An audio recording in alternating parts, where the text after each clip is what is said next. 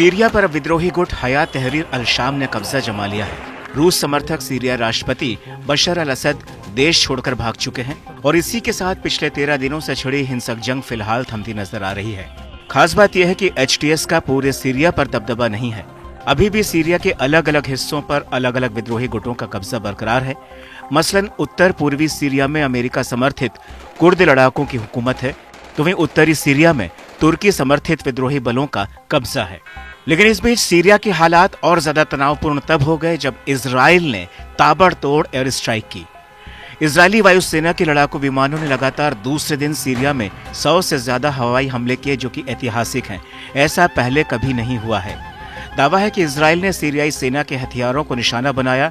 बताया जाता है कि इजराइल का ताजा हमला असद के सत्ता से हटने के बाद सीरिया में सबसे बड़े हवाई हमलों में से एक था। दरअसल आईडीएफ ने आशंका जताई है कि कहीं ये खतरनाक हथियार बशर अल असद के बाद उनके दुश्मनों के हाथ में न पड़ जाएं। लिहाजा इजराइल ने हमला करके उन्हें तबाह करने का दावा किया है। इससे एक दिन पहले ही इजरायली सेना ने गोलान हाइट्स में इजराइल सीरिया सीमा पर एक बफर जोन पर कब्जा जमाया था। वहीं इजरायली पीएम ने कहा कि हम सीरिया में नई स्थिति के बाद अपनी सुरक्षा सुनिश्चित करने के लिए सभी आवश्यक कदम उठाएंगे। इजरायली विदेश मंत्री गिदोन सार ने खुलासा किया कि इजराइल ने सीरिया में केमिकल वेपन साइट और लंबी दूरी के रॉकेटों पर हमला किया ताकि वह चरमपंथियों के हाथों में न पड़े। इजराइल ने हवाई हमले में सीरियाई सेना के 3 प्रमुख एयरबेस को निशाना बनाया है। इसके अलावा राजधानी दमिश्क के बाहरी इलाके में एक रिसर्च सेंटर और सईदा जनब इलाके में इलेक्ट्रॉनिक वॉर सेंटर पर भी हमला किया। इजराइल सीरिया के एडवांस हथियारों के भंडार पर हवाई हमले बढ़ाएगा, जमीन पर सीमित सैन्य मौजूदगी को बनाए रखेगा ताकि तख्ता पलट के बाद पैदा होने वाले किसी भी खतरे को रोका जा सके। כדי לנסות להבטיח את ביטחוננו מול המצב החדש שנוצר בסוריה.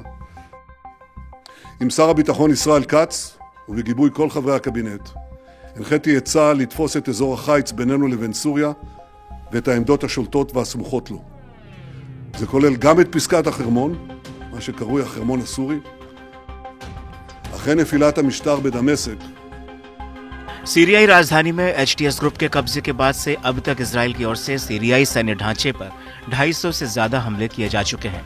यह साफ नहीं है कि सीरिया के पास कहां और कितने रासायनिक हथियार हैं, लेकिन ऐसा माना जाता है कि पूर्व राष्ट्रपति बशर अल असद ने इन हथियारों को खुफिया ठिकानों में स्टोर कर रखा था।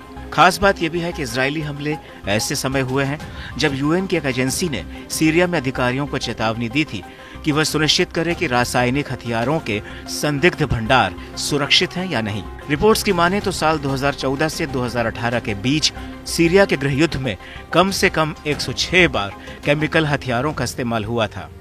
वहीं खबरें तो ये भी हैं कि अमेरिका ने मध्य सीरिया में इस्लामिक स्टेट से जुड़े ठिकानों पर 75 से ज्यादा हवाई हमले किए हैं।